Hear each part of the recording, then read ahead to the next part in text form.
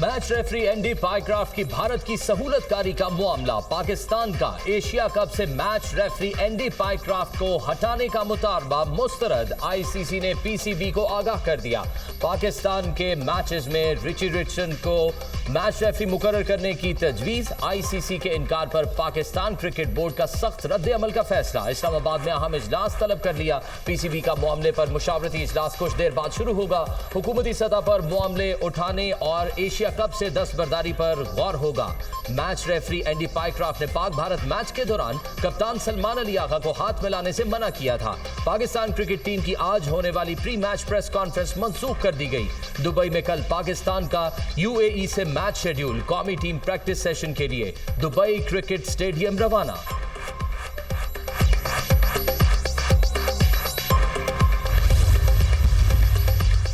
Match referee Andy पाई craft से मुतालिक internal तहकीकात मुकम्मल। मैच रेफरी एंडी पाई ने सब कुछ जानबूझकर किया।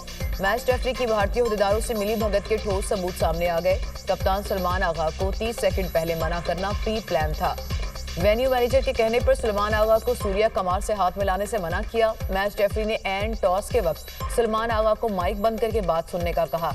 एसीसी जराये का दावा, आईसीसी कवायद के मुताबिक मैच रेफरी बराह रास्त कप्तान या प्लेयर्स को हिदायत नहीं दे सकता। मैच रेफरी सिर्फ टीम मैनेजर को पैगाम देने का पाबंद है।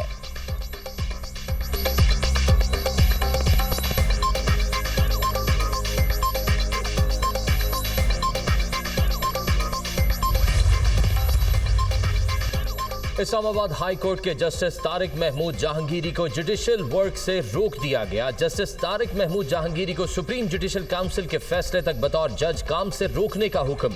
जस्टिस तारिक महमूद जहांगीरी की तैनाती के खिलाफ केस। सीनियर कानूनदान बैरिस्टर जफरुल्लाह खान और अशतर उस्साफ अदालती मुआवन मुकर्रर।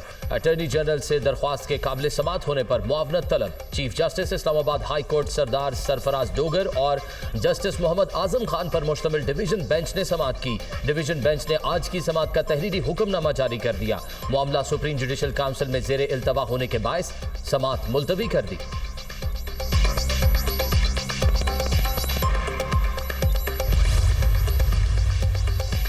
इस्लामाबाद हाई कोर्ट ने चेयरमैन पीटीए को ओहदे से हटाने का हुक्म दे दिया। अदालत ने चेयरमैन पीटीए को ओहदे से हटाने की दरख्वास्त मंजूर कर ली। चेयरमैन पीटीए की तैनाती कानूनी तौर पर दुरुस्त नहीं हुई। चेयरमैन पीटीए को फौरी ओहदे से हटाया जाए। पीटीए में सीनियर मेंबर को चेयरमैन पीटीए आर्जी तौर पर तैनात किया जाए। जस्टिस बाबर सत्तार ने महफूज फैसला जारी कर दिया। जस्टिस बाबर सत्तार ने 99 सफ़ात पर मुश्तमिल फैसला तहरीर किया। चेयरमैन पीटीए ने बरतरफी के खिलाफ इंट्रा कोर्ट अपील दायर कर दी।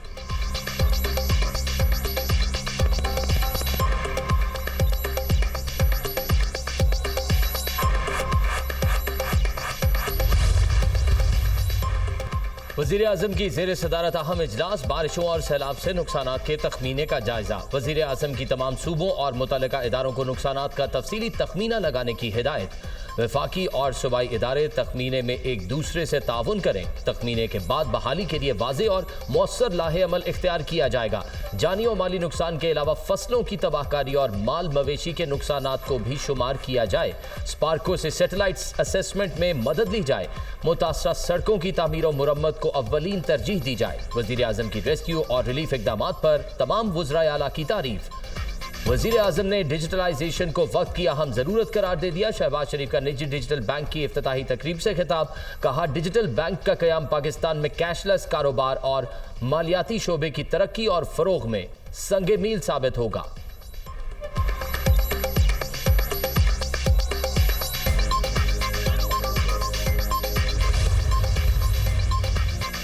पीटीआई के अंदर मुनाफिक लोग मौजूद हैं। अली मीन गंडापुर फिर अपनी ही जमात के लोगों पर चढ़ दौड़े।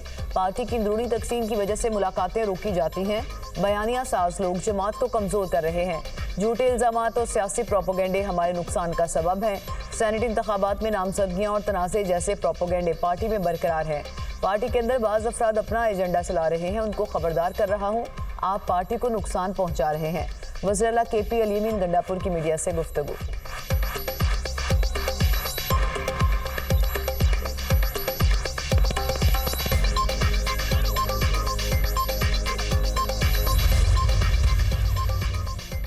वजीर आजम कल से सह मुल्की दौरों का आगाज करेंगे। शहबाज शरीफ कल सऊदी अरब पहुंचेंगे। वजीर आजम सऊदी क़यादत से अहम मुलाकातें करेंगे। शहबाज शरीफ दौरा सऊदी अरब मुकम्मल करके बरतानिया रवाना होंगे।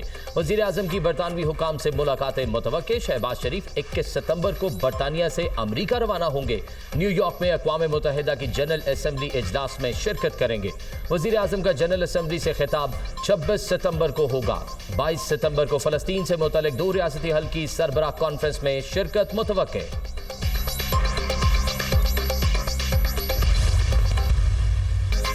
मुज़म्मत काफ़ी नहीं, इसराइल के खिलाफ वाज़ेह लाहे अमल इख्तियार करना होगा।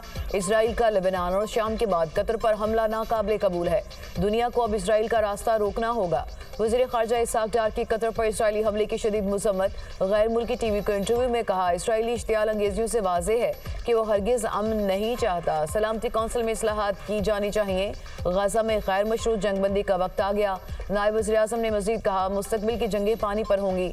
पानी रोकने के इक़दाम को ऐलान जंग समझा जाएगा। भारत सिंतास मुआहदे से फरार चाहता है। भारत के साथ जंग में पाकिस्तान ने सीज़ फायर का नहीं कहा। पाकिस्तान के पास मजबूत फौज और दिफाही सलाहियत है। किसी की से मुज़ाकरात की भीख नहीं मांगेंगे।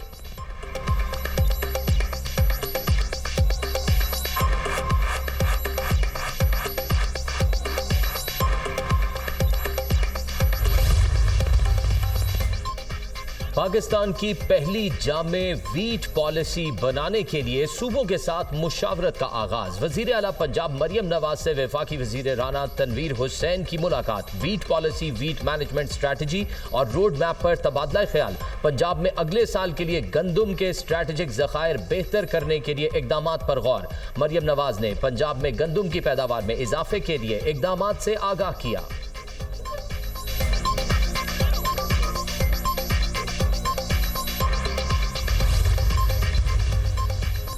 सीनियर वजीर पंजाब मरियम औरंगजेब और दीगर वज़रा की टीम अलीपुर पहुंच गई।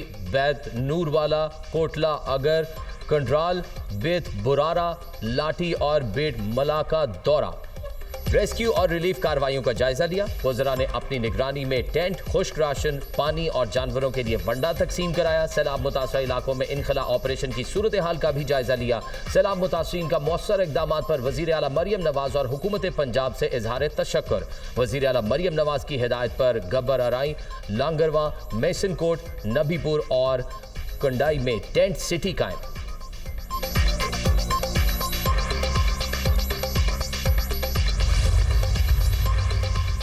अमरीकी नाज़िमुल अमूर निटाली बेकर का कसूर में फ्लड रिलीफ कैंप का दौरा। सैलाब मुतासरा बेघर खानदानों और इमदादी कारकुनान से मुलाकात, बच्चों को प्यार किया। सैलाब से बहाली की पाकिस्तानी कोशिशों के लिए अमरीकी अज़्म का यादा। नाज़िमुल अमूर ने इमदादी कारकुनान की अनथक कोशिशों की भी तारीफ की। कहा, ज़िला इंतज़ामिया की कोशिशों को सराहती हूँ। ज़िलाई सतह पर की जाने वाली कोशिशें बेहतरीन हैं। इस बात को यकीनी बनाया गया कि इलाके में एक भी जिंदगी ज़ाया न हो। रेस्क्यू ऑपरेशन, फौरी इमदाद, मुतासरीन की देखभाल इंतज़ामिया की कोशिशों की बेहतरीन मिसाल है।